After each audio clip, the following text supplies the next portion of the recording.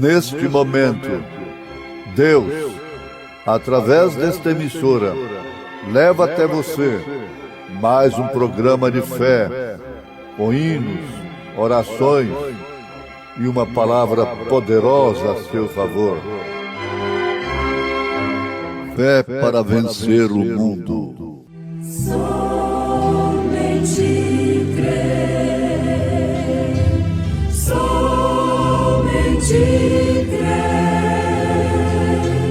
tudo é possível, somente crer, somente crer, somente crer, tudo é possível, somente crer.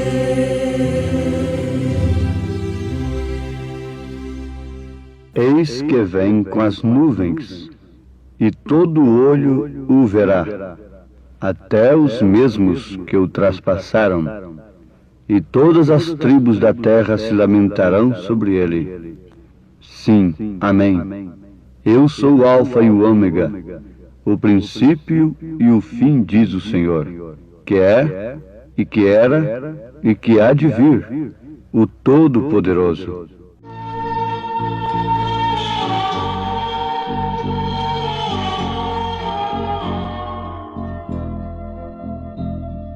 Sempre ao lembrar do que ele fez por mim, traz-me nova força e uma visão sem fim, que não há igual à vida que ele dá. Dia a dia a vida a ele dedicar,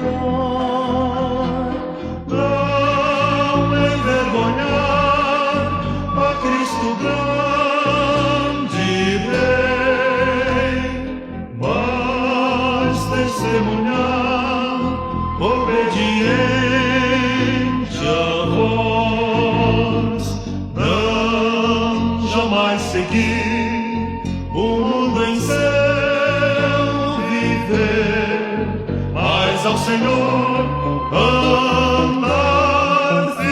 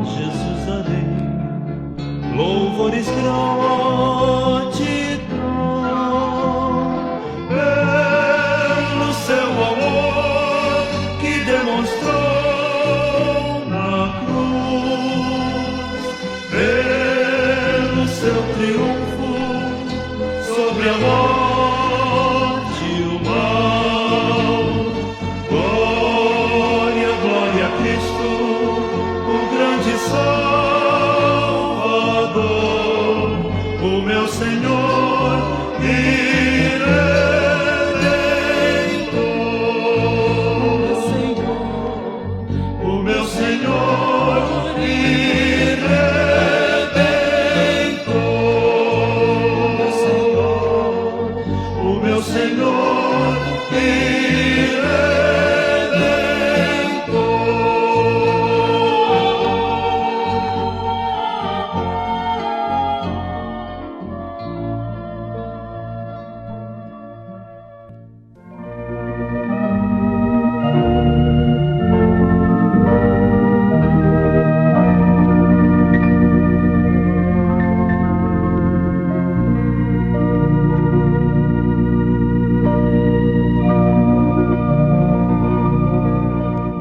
Eis que vem com as nuvens, e todo olho o verá, até os mesmos que o traspassaram, e todas as tribos da terra se lamentarão sobre ele. Sim, amém. Eu sou o Alfa e o Ômega, o princípio e o fim, diz o Senhor, que é, e que era, e que há de vir, o Todo-Poderoso.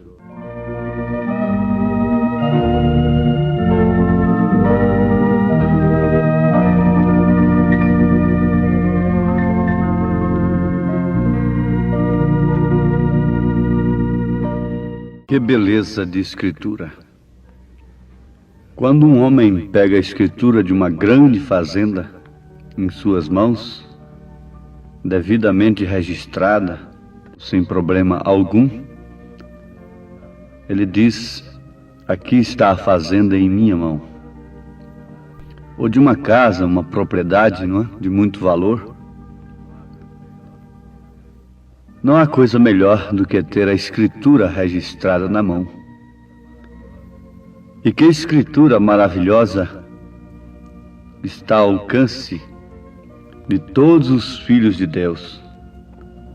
É a Bíblia Sagrada, registrada no cartório divino, sob o selo de Deus, sob a palavra que não falha. É um título de propriedade definitivo. Eis que vem com as nuvens, e todo o olho o verá, até os mesmos que o traspassaram, e todas as tribos da terra se lamentarão sobre ele. Sim, amém. Eu sou o Alfa e o Ômega, o princípio e o fim, diz o Senhor, que é, e que era, e que há de vir, o Todo-Poderoso. Apocalipse, capítulo 1, versículo 7 e versículo 8. Temos lido na Escritura registrada pelo próprio Deus, selada pelo Espírito Santo. Amados, não há coisa que mais nos consola nestes dias do que sabermos que temos crido num Deus que não está indiferente às nossas lutas, às nossas dificuldades. Existe uma classe de ateus,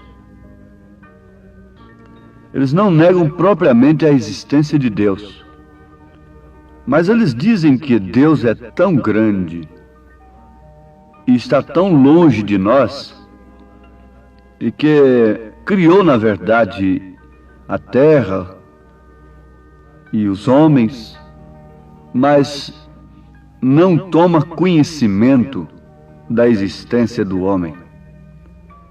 Porque ele já deu inteligência para o homem, capacidade, e numa linguagem popular, que o homem se vire, procure os seus meios, use das leis que ele deixou aí e tudo mais, mas que Deus não está tomando conhecimento do que se passa na terra.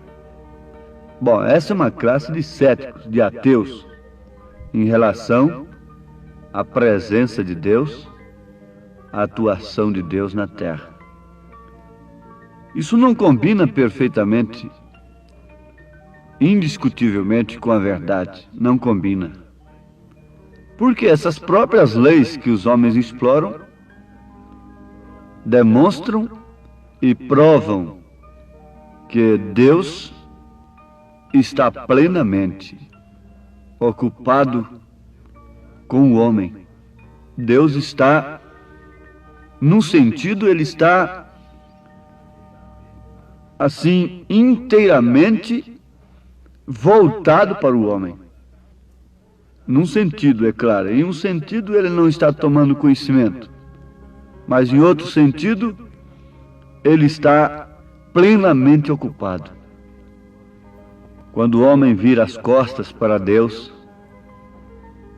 e o abandona e rejeita todas as suas leis, a sua palavra, Deus deixa que ele haja por si mesmo, dê os seus passos como uma criatura autossuficiente, não é? Não precisa do Senhor. Mas, por outro lado, ele trata com este homem mais cedo ou mais tarde. Oferece-lhe a graça, a misericórdia e logo o juízo. Ora, ele jamais poderia trazer juízo sobre a humanidade sem que antes lhe oferecesse a misericórdia, a graça, o perdão. Então, a vinda de Jesus Cristo prova perfeitamente que Deus não deixou a terra e o homem lá no princípio, lá no Éden, não. Mostra que muitos mil anos mais tarde, Deus ainda estava plenamente vinculado com a sua palavra, com o seu propósito em relação ao homem, a ponto de se fazer homem, de se humilhar até a morte e morte de cruz. Como podemos dizer que Deus não está ocupado com o homem? Perfeitamente. Agora, tudo tem o seu tempo, tudo tem a sua hora. Não há coisa melhor do que sabermos que Deus se ocupou com os fiéis do passado e esteve com eles até mesmo nas arenas, nas agruras, na morte cruel que eles enfrentaram, nas fogueiras. Isto é sublime, isto é maravilhoso. Deus não se fez indiferente para com aqueles que creram nele, embora o homem diga: mas como foi que ele permitiu que aqueles cristãos morressem de tal maneira? Um crítico alemão escreveu, criticando o profeta desta era, dizendo: como pode esse Brana pregar um Deus tão fanaticamente, um Deus que ficou com os braços cruzados enquanto seus fiéis eram levados para as arenas, tragados por leões e sendo queimados em fogueiras, e esse Deus ficou indiferente? Não, é engano. Se Deus não estivesse naquela gente, aquela gente não enfrentaria a arena, não enfrentaria a fogueira, de maneira alguma. Nós sabemos que quando Deus mandou Abraão para aquela guerra com aqueles reis, ele foi com Abraão. Quem venceu foi Deus. Quando ele mandou a Moisés, ele foi com Moisés. Quando ele mandou a Jesus, ele veio em Jesus. Isso é profundo. Jesus disse: o Pai quem me enviou. O Pai me enviou, mas o Pai o enviou como uma segunda pessoa, e ele, o Pai, ficou lá em cima, como uma pessoa distinta do Filho? Para começar, meus ouvintes, guardem, isso é um parêntese apenas. A Trindade de Deus não é composta. A Trindade de Deus é simples. Toda unidade composta é imperfeita e Deus não é imperfeito. Você não pode crer em Deus Pai, Deus Filho, Deus Espírito Santo. A Trindade de Deus não é Deus Pai, Deus Filho, Deus Espírito Santo. A Trindade de Deus é Pai, Filho e Espírito Santo. Pai é Deus sobre nós. Filho é Deus conosco. Espírito Santo é o mesmo Deus em nós. Então aí está a razão. Quando Deus mandou a Jesus, ele veio em Jesus. Jesus disse: o Pai que está em mim é quem faz as obras. E o próprio Deus disse: tu és meu filho amado, em quem tenho prazer de habitar. E Jesus disse: quem vê a mim, vê o Pai. É unidade simples. Você não pode falar: quem vê a mim, vê a minha esposa. Mas Jesus disse: quem vê a mim, vê o Pai. Então ele mandou a Jesus e veio em Jesus. E Jesus, por sua vez, nos mandou os seus apóstolos e veio nos seus apóstolos. Mandou a sua igreja e veio na sua igreja. A razão pela qual essa igreja entrou nas arenas, nas fogueiras, sem negá-lo, foi pelo simples fato dele estar neles. Foi lá dentro da fornalha 7 vezes mais aquecida que Deus se manifestou, que Nabucodonosor ficou sabendo que os 3 mancebos não estavam sozinhos. Oh, isso é tremendo, isso é maravilhoso, isso é glorioso. Isso nos faz vibrar a alma, como cristãos que somos. Mas quais são as provas desta era em que estamos vivendo? Veste-se como bem entende, fala-se como bem entende, pensa-se como bem entende, pratica tudo o que bem entende, mulheres e homens ao mesmo tempo. Qual seria a prova deste dia? Provas cruciantes a Igreja de Jesus Cristo enfrenta quando os homens estão completamente contrários à opressão e inteiramente favoráveis ao livre pensamento. Há uma pressão terrível, pior do que as arenas, pior do que as fogueiras, sobre aqueles que, de fato, têm sido enviados por Deus. E, consequentemente, Deus está neles. Mas há um consolo, meus irmãos. Ele virá. Essa gente que tem o poder vivificador do Espírito Santo, você sabe que um corpo sem espírito está morto, está dormente, está inconsciente. Mas esse poder do Espírito Santo, esse Pai, esse Deus, Jesus Cristo, que veio em sua igreja, a conscientiza do seu passado, do seu presente e do seu futuro, porque ele é o que era, o que é e o que há de vir. O poder revelador, o poder vivificador do Espírito Santo alenta esta gente, consola esta gente, supre, nutre estas almas. Vejam só, foi o poder vivificador que veio a João quando ele se pôs de pé e viu o fim desde o princípio. Foi também esse poder vivificador que encheu a Isaías e ele se pôs de pé e viu o milênio. O milênio, isso há 700 e tantos anos antes de Jesus vir. Ele viu a virgem que concebeu. Ele viu a cena da cruz. Ele viu as suas pisaduras pelas quais nós fomos sarados. Foi esse poder vivificador que fez com que os profetas passassem pelas suas agruras, desprendessem de seus próprios sofrimentos, de suas vidas, e contemplasse lá adiante, muito adiante. O poder vivificador fez isso mesmo por nós. O poder vivificador nos permite ver sua vinda. O poder vivificador nos resgatou da morte e nos trouxe a vida.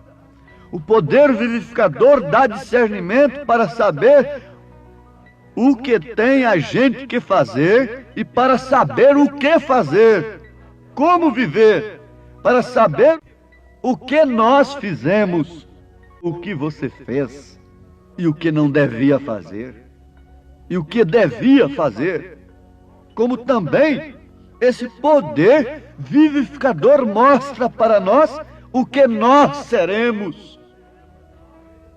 Nós seremos como Ele, se somos no presente como Ele.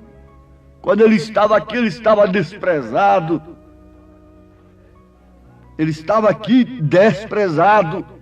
Então, se nós somos como Ele no presente, nós seremos como Ele no futuro também. O poder vivificador nos dá todas estas coisas.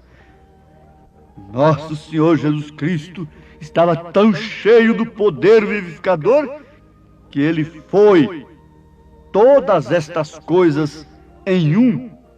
Ele foi tão cheio do poder vivificador que Ele podia ser o alfa e o ômega, o princípio e o fim.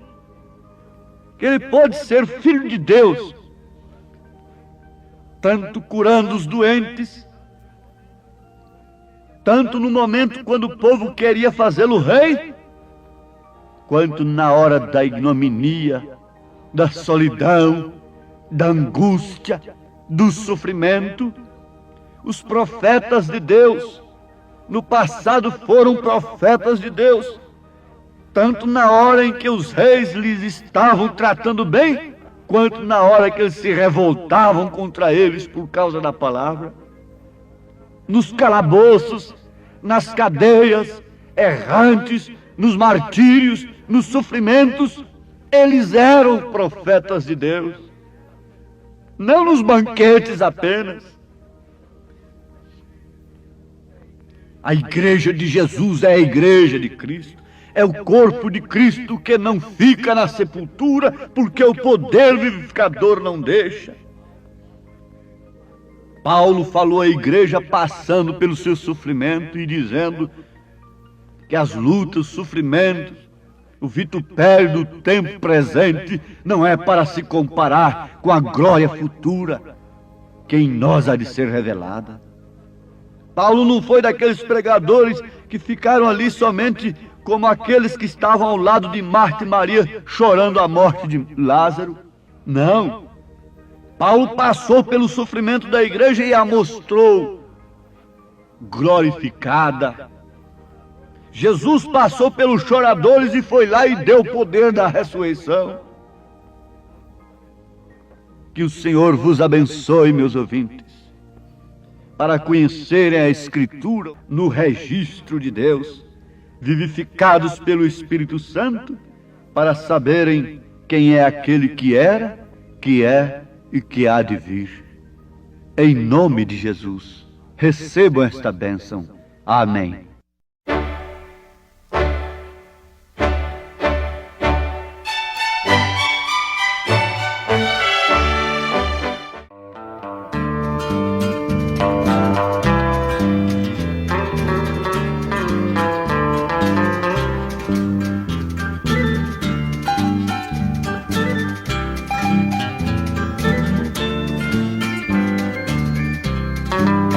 Tem um poder que não me deixa calar. É de Deus, eu tenho que contar. Este poder me enche de prazer